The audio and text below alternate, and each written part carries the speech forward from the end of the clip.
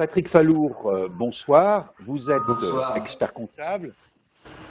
Alors, expert comptable, plusieurs casquettes, puisque expert comptable du réseau CABEX. CABEX, c'est un réseau d'experts comptables indépendants, mais en même temps trésorier de l'IREF. Voilà. Donc, Et donc fin connaisseur de tout ce qui est réseau, développement de réseau et questions que doivent impérativement se poser toute personne qui éventuellement voudrait entreprendre avec les réseaux.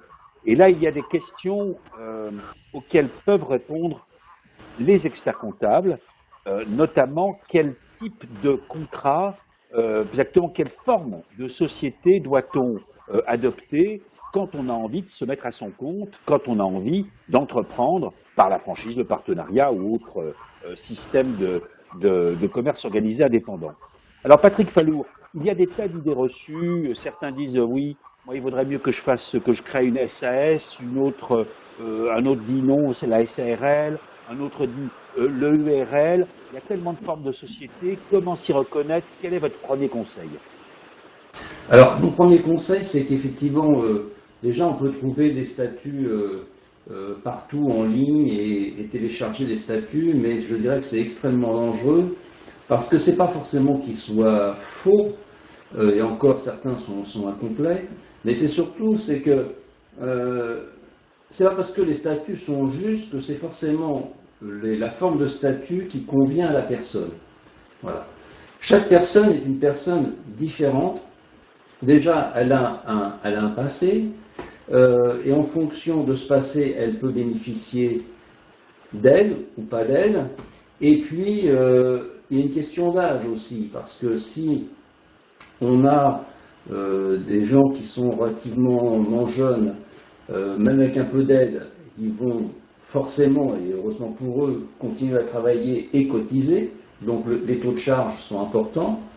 En revanche, si on a une personne qui est plutôt en fin de carrière, profil, grand groupe, qui a touché un chèque et qui malheureusement, la seule solution pour continuer à travailler, c'est de créer son emploi, lui, il va pouvoir bénéficier probablement d'une aide indemnisée pendant 3 ans, et donc pas forcément prendre de la rémunération, et le problème sera donc différent.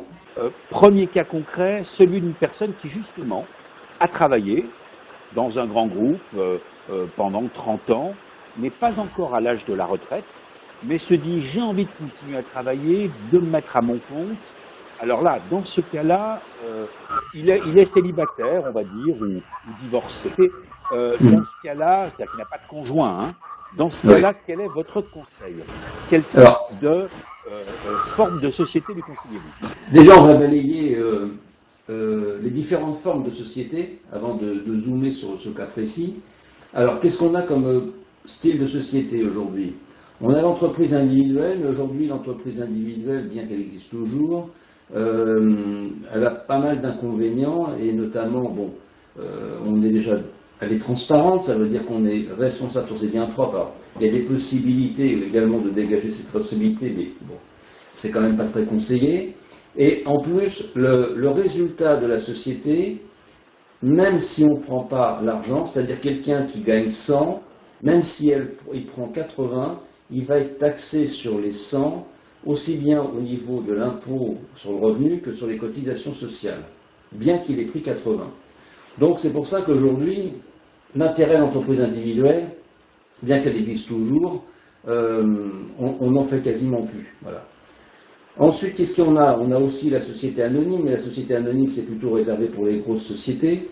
Il y a besoin d'avoir un commissaire aux comptes, etc. Donc, un juridique beaucoup plus compliqué et plus cher aussi.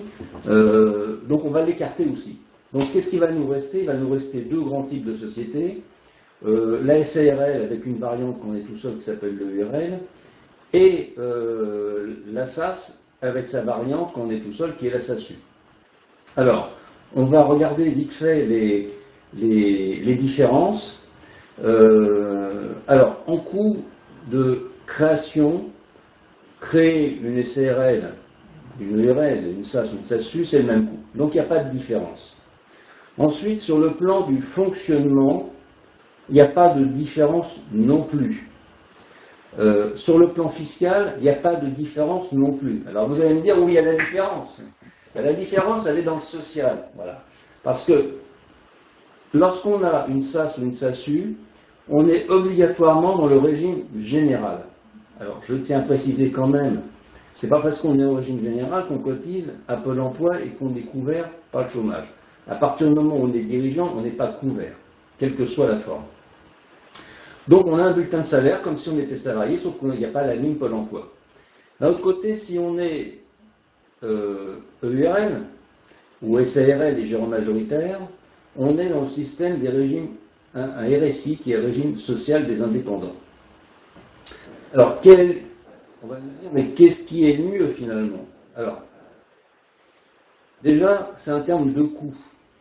En général, lorsqu'on est en SAS ou SASU, lorsque l'entreprise dépense 140, 144, la personne en net, elle a 78. Lorsqu'on dépense 142, 144 au RSI, on a dans sa poche 100.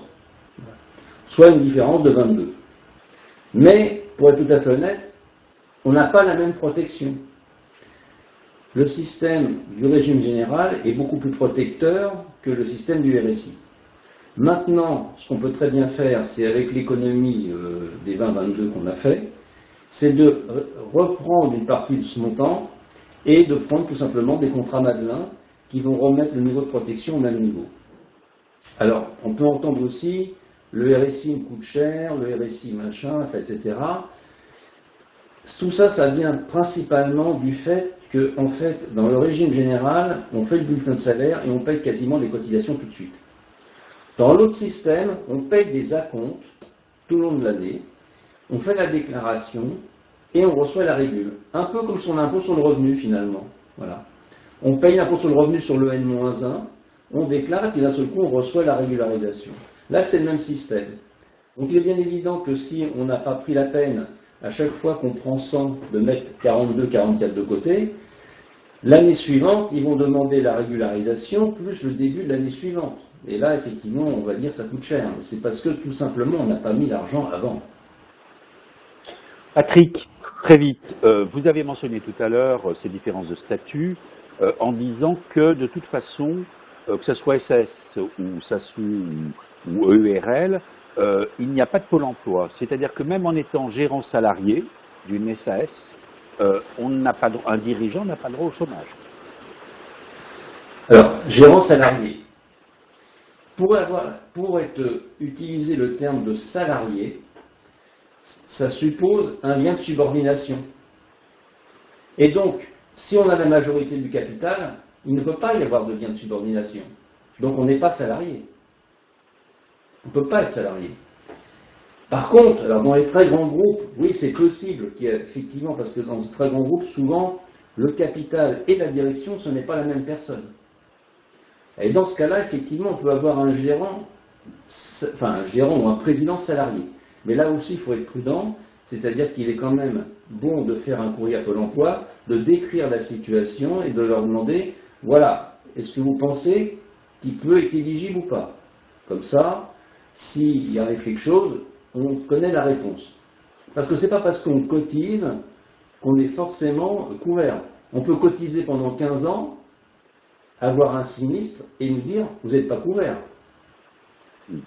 Donc il vaut mieux, en cas d'incertitude, pour ces gens-là, de faire la demande à Pôle emploi, comme ça Pôle emploi répond et on est sûr de cotiser pour quelque chose.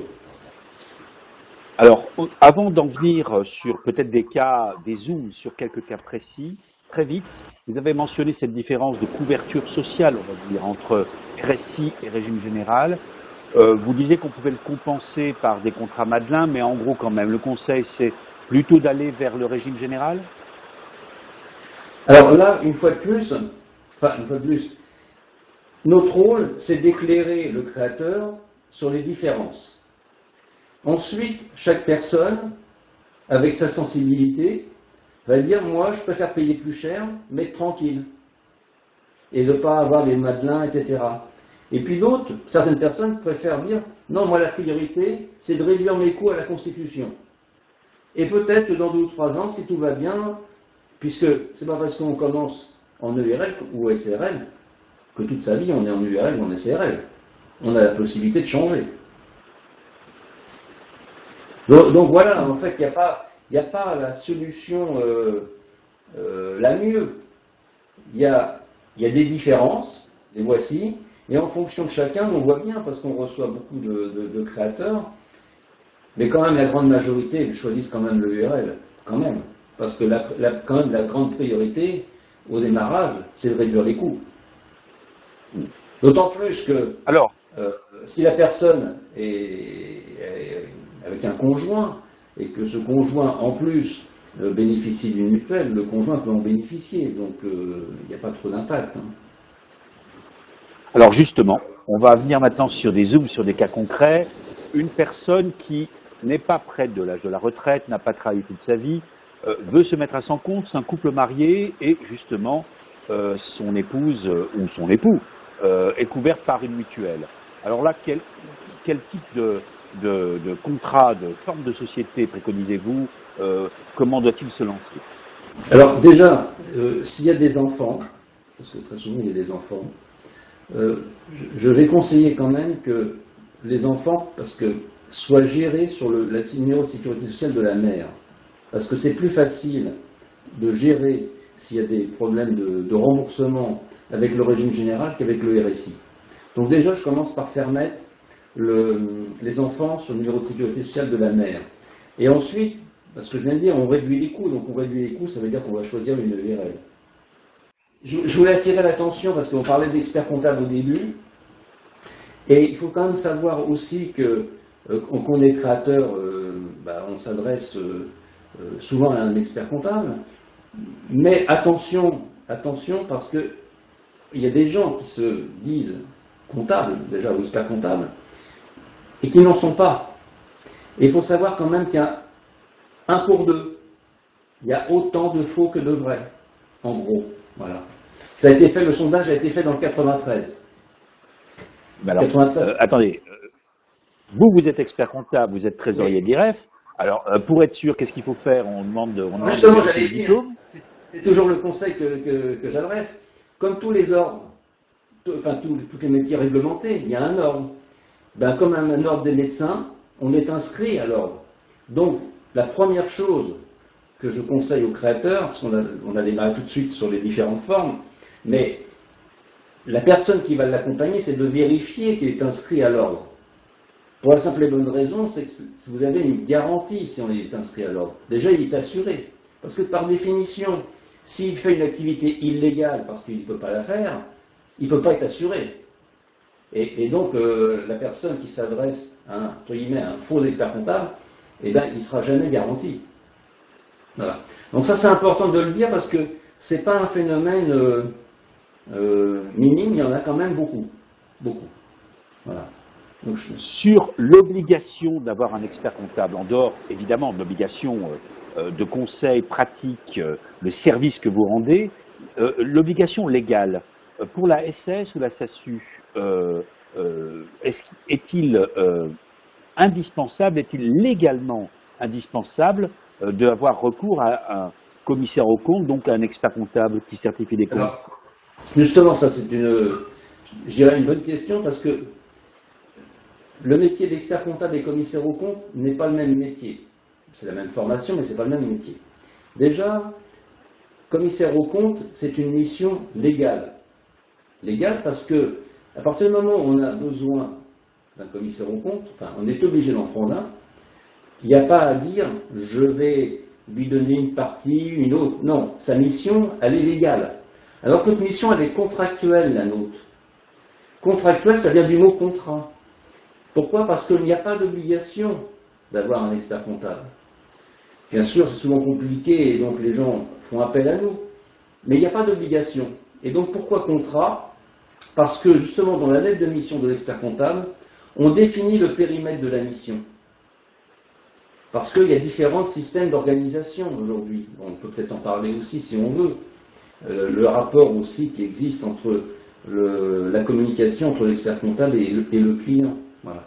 Et donc, à partir de là, on définit le périmètre de la mission et on est responsable par rapport à ce périmètre-là.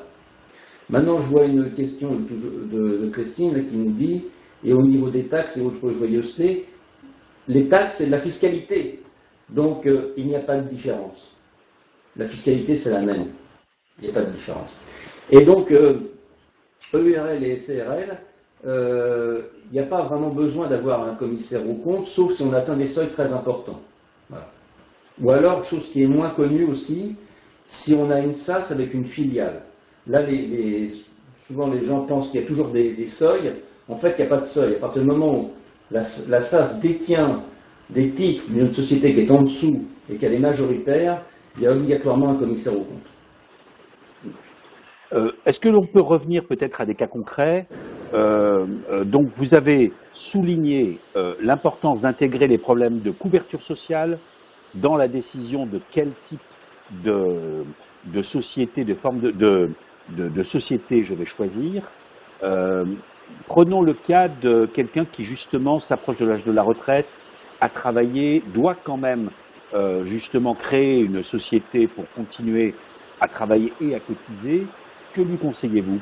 Parce que là, on est dans un cas différent d'un... Si c'est une personne qui est effectivement proche de la retraite, mais il lui manque 3 ans ou 4 ans, là, on va plutôt lui conseiller une SASU, s'il est tout seul.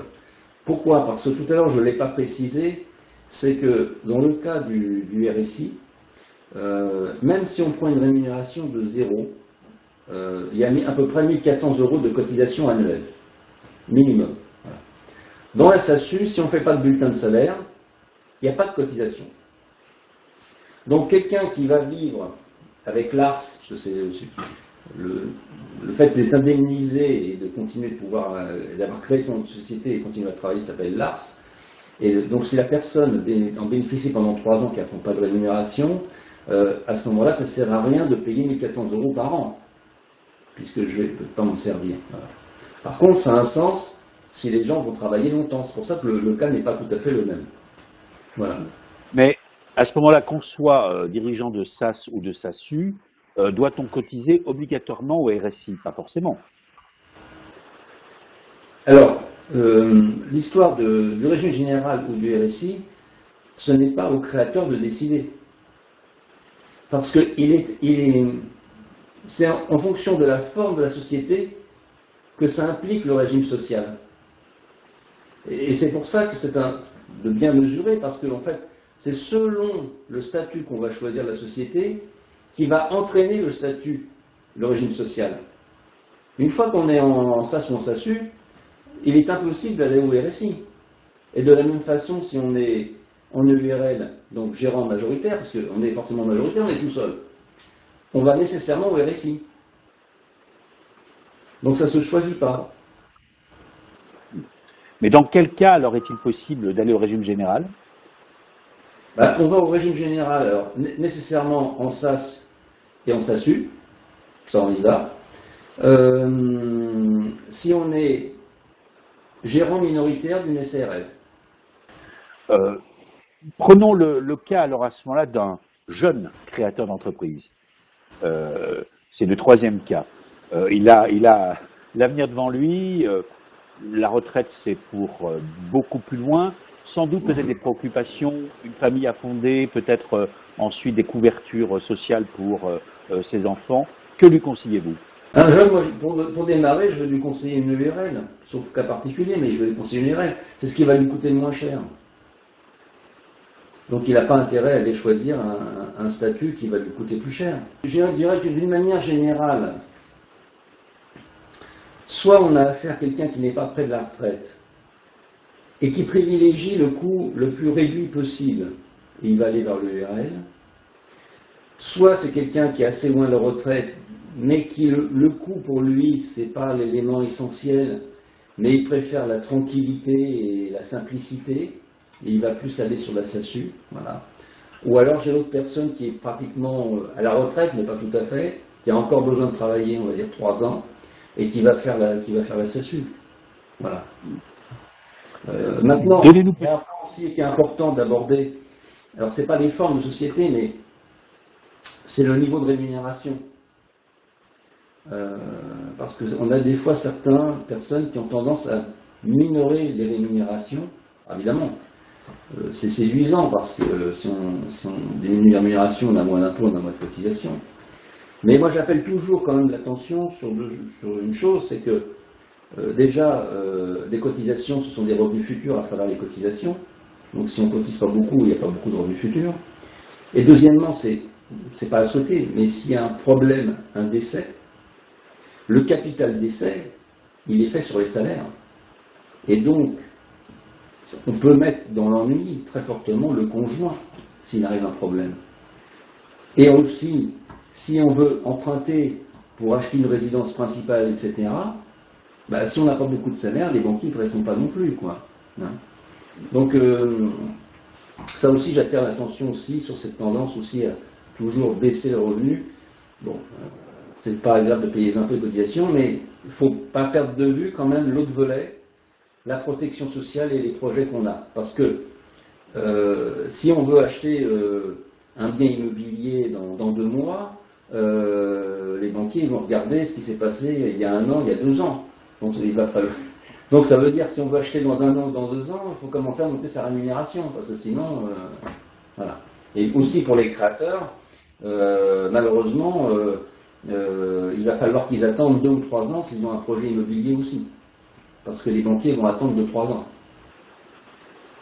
Alors justement, là c'était le premier aspect, quel type, quelle forme de société, mais il y a un autre aspect aussi. Alors on fait appel de toute façon aux experts comptables pour être conseillés, mais les experts comptables aussi accompagnent au moment de la création de la société dans l'élaboration indispensable du business plan. Et un business plan qui prépare, on va dire, 3 années d'activité. Effectivement, d'autant plus que si le créateur décide d'emprunter, alors il décide d'emprunter parce qu'il a besoin d'investir, ou alors il a besoin d'emprunter parce qu'il fait une reprise, parce que la reprise de société est une autre façon aussi de créer sa société. Et il faut savoir aujourd'hui quand même qu'avec la pyramide des âges, il y a un bon nombre quand même d'entreprises à reprendre.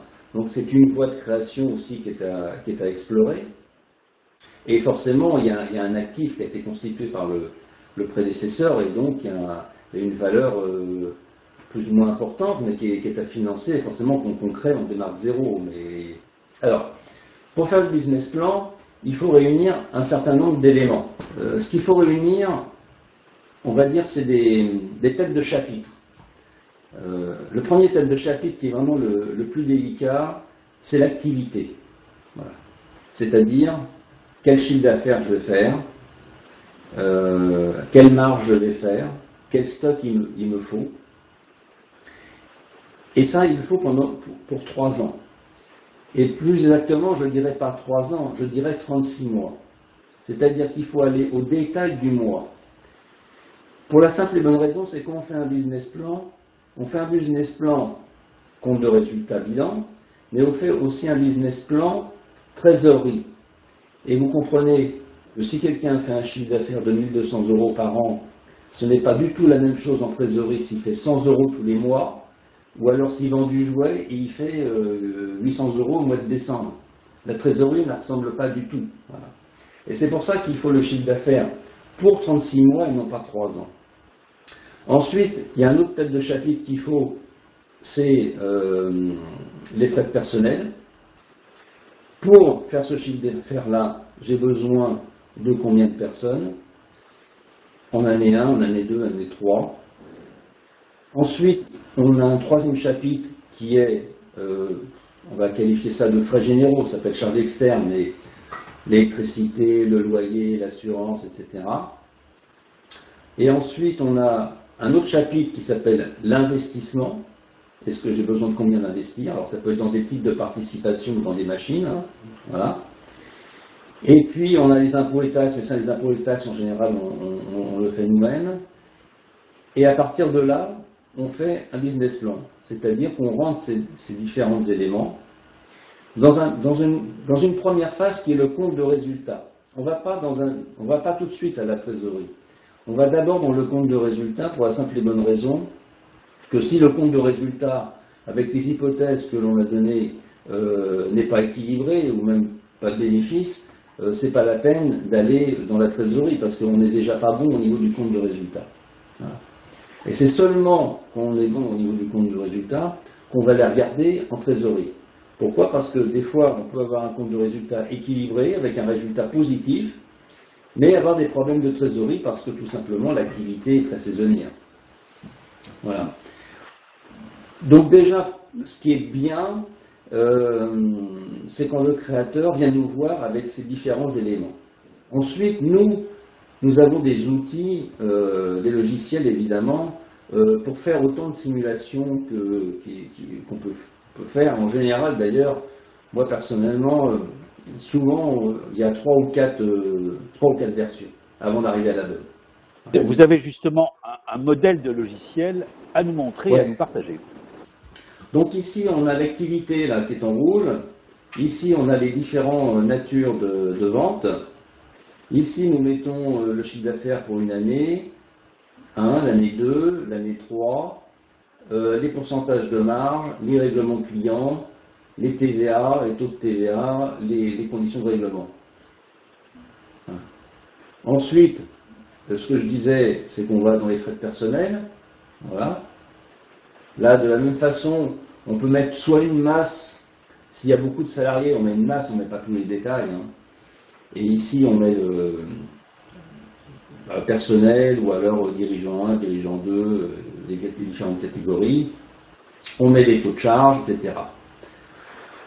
Bon, il y a le financement, c'est de la même façon, les apports, les prêts, etc. Bon, on va peut-être pas tous les faire parce que c'est peut-être un peu ennuyeux, mais après, c'est ça qui est intéressant, c'est qu'on fait le contrôle, voilà.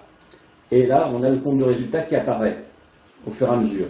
Donc on peut revenir sur une chose, et au fur et à mesure, ça change. Donc tout de suite, il y a le compte de résultat qui s'applique, et on peut contrôler également, si on veut, la trésorerie. Voilà. Donc ça se dépasse comme ça. Il y a les encaissements, les décaissements, il y a ici tous les montants d'encaissement, tous les montants de décaissement, et ça nous met la trésorerie au fur et à mesure qui s'affiche. Voilà. En général, ce sont des logiciels métiers, hein, donc ça serait pas rentable pour un créateur d'aller investir dans un logiciel comme ça, et même il investissait dedans, s'il n'a pas suffisamment de connaissances financières et comptables, etc., n'importe comment, le logiciel, il ne fait jamais que ce qu'on lui dit de dire. Donc, par contre, c'est vraiment un travail d'équipe entre le créateur et l'expert comptable, parce que déjà, c'est déjà un très gros boulot de collecter l'information, et notamment sur la partie activité. Hein. Là, vraiment, c'est vraiment la partie sensible, parce que c'est la partie chiffre d'affaires. Alors, selon les cas, c'est plus ou moins facile, parce que si effectivement c'est une reprise de société, ou par exemple dans le cas des franchisés, hein, si c'est une franchise qui existe déjà, bah, on regarde ce qu'il a fait les années précédentes.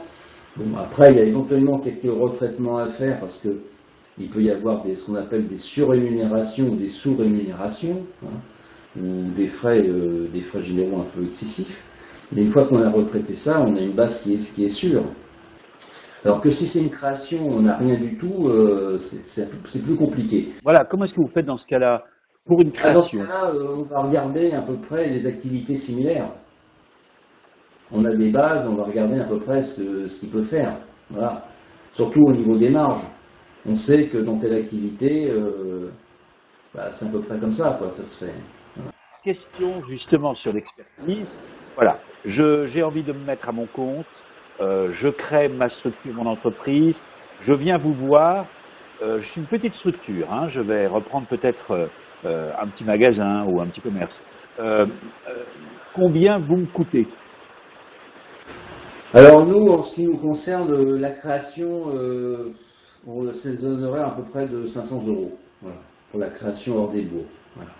Alors ça c'est pour la création, c'est-à-dire la rédaction des statuts, etc. Alors, ce qui est peut-être intéressant, c'est de donner aussi le chemin de la création, comment ça se passe. Donc effectivement, les personnes viennent nous voir, donc on discute un peu du projet et justement de leur passé, et justement on arrive à la conclusion quel statut on va faire. Et là, on rédige un projet de statut.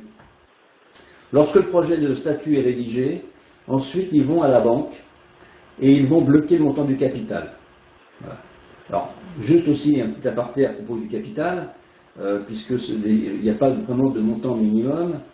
Enfin, montant minimum, ça veut dire en fait que le capital, il doit être à la hauteur par rapport à son activité. Il faut plutôt le comprendre comme ça.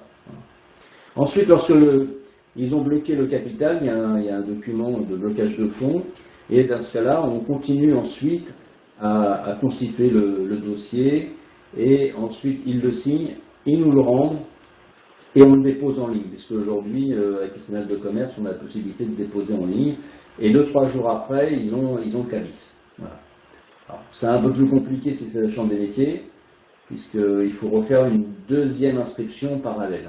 Dans le cas d'un senior à Pôle emploi, il bénéficie comme tout chômeur d'une exonération des charges sociales s'il demande une aide, 100% je crois pendant 2 ans et ensuite dégressive. Est-ce que l'exonération est la même selon le statut, selon la forme de la société, EURL, SASU? Parce que si la SASU coûte plus cher en cotisation sociale, autant se faire plaisir en prenant la SASU plutôt que l'URL. La fameuse aide que l'on parle, c'est l'ACRE, de CRE. Voilà. Bon, je parlais de mon senior à Pôle emploi. Lui, n'importe comment, il a intérêt à faire une SASU, c'est n'importe comment, il ne va pas prendre de rémunération, il va vivre sur l'ARS. L'ARS, c'est l'indemnité que va lui verser.